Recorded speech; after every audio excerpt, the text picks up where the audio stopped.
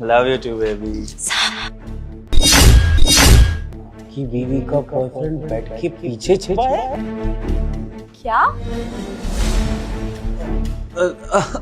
Baby मुझे ऐसा लग रहा है कि ना मुझे आराम करना चाहिए, सो जाना चाहिए। पता नहीं क्यों ऐसा फील हो रहा है मुझे कि आराम कर लूंगा तो ठीक लगेगा, वरना शायद और तबीयत खराब हो जाएगी। मैं सो जाऊं? अरे तुम्हें नींद आ रही है तो सो जाओ ना, कोई बात नहीं। ठीक है।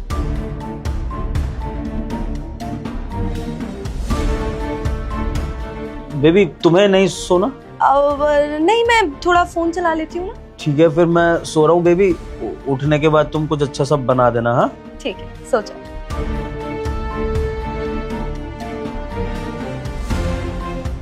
सुनो, क्या कर रही हो तुम?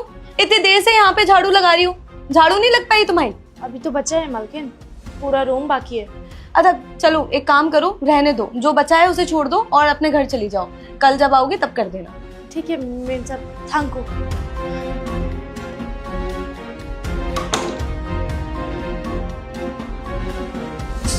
अरे आ जाओ, मेरा पति सो गया है। क्या कर रही हो यार? तुम्हारा पति है, सो रहा है, उठ जाएगा। नहीं उठेगा, आ जाओ ना। पक्का? हाँ हाँ पक्का, जल्दी आओ।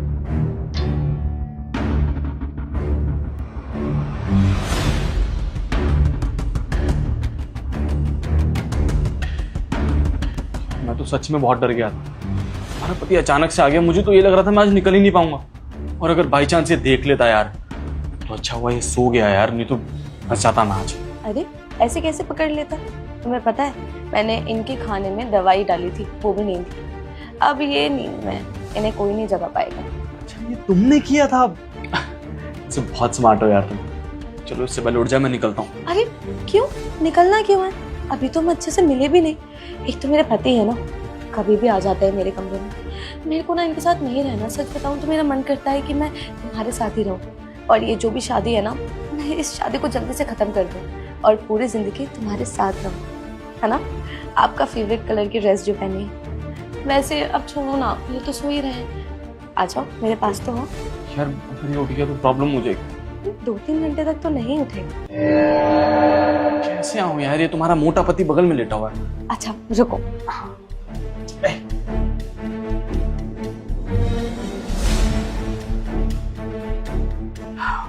फाइनली यार, मैं सच में बहुत डरा हुआ था, लेकिन तुमने सारी प्रॉब्लम सॉल्व कर दी। अब मैं क्या करूं अपने पति का? रोज ये घर पे ही रहता है और ऐसी कोई भी चीज नहीं देता मुझे जो मैं एज अ प्रूफ या फिर इसको बोल पाऊं कि मुझे इसके साथ नहीं रहना। यार वैसे हम दोनों कितने डेरिंग है ना। आज तुम्हारा पति हमारे बगल में और इस गधे को कुछ पता भी नहीं है। बात तो सही है तुम्हारी। चलो शुरू करें। यार सुनो ना, भले ही तुम्हारा पति सो रहा है लेकिन अनकंफर्टेबल हो रहा हूँ मैं यार। दूसरे कमरे में चलते हैं ना प्लीज।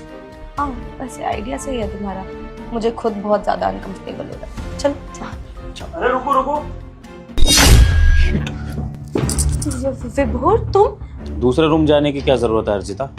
मैं चला जाता हूँ दूसरे रूम, तुम लोग करो जो कर रहे थे अभी। नहीं नहीं विभोर, तुम्हें कुछ गलत लग रहा है। ये मेरा बचपन का दोस्त है, स्कूल में मेरे साथ पढ़ता था। वो देखो, अगर कुछ ऐसा होता तो आपके सामने थोड़े हम बैठे होते। अर्जिता काश मैं तुम्हारी वो दी हुई दवाई से बेहोश हो जाता तो तुम्हारी बात बिल्कुल मान लेता, लेकिन ये जो तुम अपने सो कॉल्ड दोस्त के साथ बातें कर रही थी ना, वो सब कुछ मैं यहाँ पे सुन रहा था, जो भी तुमने हरकतें करी। और तुम्हारी जानकारी के लिए बता दूं, ये जो तुम्हारे बॉयफ्रेंड के बारे में मुझे पता लगा ना, ये हमारी काम वाली की वजह से। उसी ने मुझे बताया और उसी ने मुझे सुबह बचाया था बेहोश होने से। उसने सुबह ना तुम्हारा दिया नाश्ता फेंक दिया था और मैंने बाहर से नाश्ता करा था।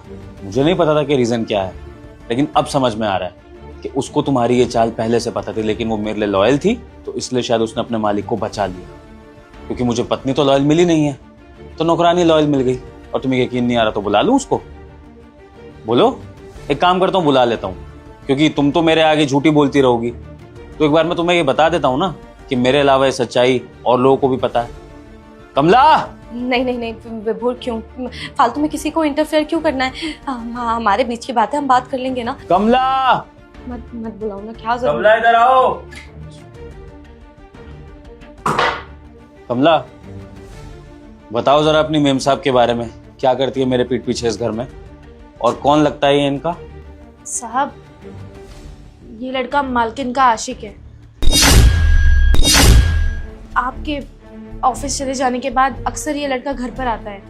मैं चाहती थी कि ये बात आपको बता दूं, लेकिन नहीं बता पाती थी। लेकिन आज तो हद पार हो गई, मजबूरन मुझे ये मालकिन की बात आपको बतानी पड़ी। और कमला, तुम्हारी मेम साहब मुझे बेहोश करने की प्लानिंग कर रही थी, उससे भी तुमने मुझे बचा लिया ना? साहब, सुबह वाला नाश्ता फेंकने का ये कारण था कि मेम साहब ने सुबह वाले नाश्ते में बेहोशी की दवा मिलाई थी। नींद की गोलियां मेम साहब अक्सर आपको देने की कोशिश किया करती थी, लेकिन काफ़ी बार आप खाना छोड़ देते थे और आज सुबह आप ब्रेकफास्ट ना कर लो, इस वजह से मैंने वो फेंक दिया था, वरना आप बेहोश हो जाते। नहीं, विभोर ये झूठ बोल रही है। खाम वाली है ये गरीब लोग ऐसे ही होते हैं। जरूर किसी ने ऐसे पैसे दिए होंगे ये बोलने के लिए। देखो, मैं पत्नी हूँ ना तुम्हारी, और तुम्हें पता है मैं तुमसे कितना प्यार करती हूँ। मैं तुम्हें झूठ क्यों बोलूंगी? और वैसे भी ये नौकरानी की बात सुनोगे तुम, ये लोग तो कुछ भी बोलते हैं ना। मैं सच बोल रही हूँ, तुम्हें जैसा लग रहा है वैसा बिल्कुल भी नहीं है। ये बस मेरा एक नॉर्मल सा दोस्त है। बस करो अर्जिता, उसको बोलने की जरूरत नहीं है। उसने तो घर में रहकर तुम्हें देखा है, लेकिन बाहर के लोगों ने भी मुझे तुम्हारे बारे में बता रखा है। और आज मैं तुम्हें खुलासा कर देता हूँ कि तुमसे शादी करने से पहले भी मुझे लोगों ने तुम्हारे चरित्र के बारे में बताया था कि तुम्हारे कॉलेजों में बॉयफ्रेंड रहे हैं, एक नहीं कई कई, और तुम ये सब हरकतें करती रहती थी। लेकिन उसके बाद भी मैंने तुमसे शादी करी अर्जिता। पता है क्यों? ये सोचकर कि पास तो हर किसी का होता है, कोई बात नहीं, शादी के बाद सुधर जाओगी।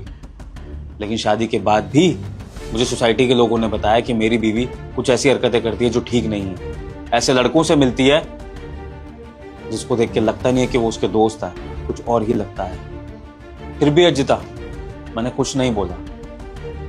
मुझे लगा कि शायद मेरी बीवी सुधर जाएगी, मे भी हमारा बच्चा हो जाए आगे। फिर एक माँ बनने के बाद तो एक लड़की सुधर सकती है, उसको एहसास होगा कि वो कितना गलत जा रही है। अर्जिता, मेरी जगह कोई और पति होता ना तो अभी तक हल्ला मचा चुका होता, मारपीट कर चुका होता, तुम पे हाथ उठा चुका होता। तुम्हारा ये जो आशिक यहाँ पर अभी भी खड़ा है, इसकी हालत नहीं होती खड़े होने की। लेकिन अर्जिता, मेरे संस्कार शायद ऐसे हैं या फिर मेरी परवरिश ऐसी है कि मैं औरतों पे गुस्सा नहीं करता हूँ और मैं लोगों को समझता हूँ। तुम्हें भी अंत तक समझने की कोशिश करी है, लेकिन आज जो मेरे सामने हुआ है ना अर्जिता, वो अति है।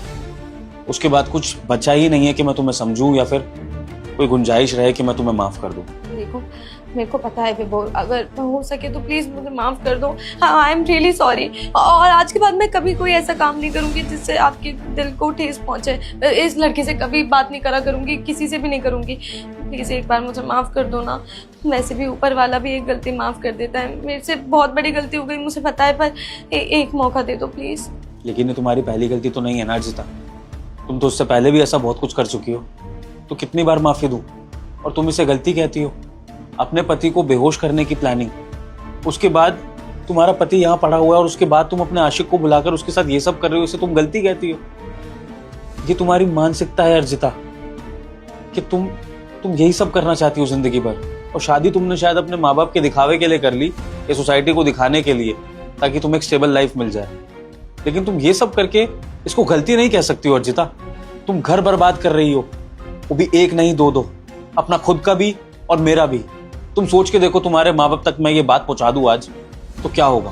तुम्हारे माँ बाप भी तुम्हें छोड़ देंगे, नहीं तुमसे कोई रिश्ता रखेंगे। याद रखना मेरी बात। नहीं अर्जिता, बस अब कुछ नहीं सुनना।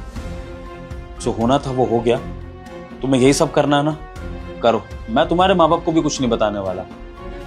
जा रहा हूं मैं, डिवोर्स दे दूंगा तुम्हें। नहीं विभोर, देखो, मैं बोल रही हूँ ना, मुझे प्लीज माफ कर दो। एक चांस दे दो बस। मैं पक्का कुछ भी ऐसा नहीं करूँगी, प्लीज। साहब, दे दीजिए ना मालकिन को एक मौका। हो सकता है मालकिन को सच में उनकी गलती का एहसास हो गया हो।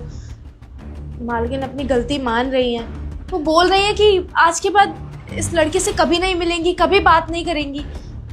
वो आपकी बीवी है, आपके घर की इज्जत है, आपको उनके बारे में सोचना चाहिए। एक गलती तो ऊपर वाला भी माफ़ कर देता है, आप भी इनकी गलती माफ़ कर दो। बाकी आपकी बीवी हैं, हमसे ज़्यादा आप अच्छे से जानते हैं, तो आखिरी फैसला आपके ऊपर है। ठीक है कमला, तुम्हारे कहने पर दे देता हूँ तुम्हारी मालकिन को एक चांस। आफ्टर ऑल तुमने ही तो उसकी सच्चाई रिवील करी है मेरे आगे। देख लो अर्जिता, तुम्हारा साथ दे रही है ये अभी भी। हो सकता है इसको भी दिख रहा हो कि शायद तुम सुधर जाओ। ठीक है कमला, तुम्हारी मालकिन पे छोड़ रहा हूँ ये डिसीजन कि इसको आगे क्या करना है। ये आखिरी चांस है तुम्हारा। मैं यहाँ से जा रहा हूँ। अपने आशिक से तुम्हें क्या बात करनी है, क्या फैसला लेना है, वो तुम्हारी मर्जी है। अगर सुधरना चाहती हो तो सब कुछ छोड़ के मेरे पास आ जाना और ये समझना कि वो आखिरी चांस होगा। और अगर यही सब करना है तो अपने आशिक को लेकर इस घर से चली जाना। मैं किसी को कुछ नहीं बोलूँगा, तुम्हारी इज्जत की खातिर।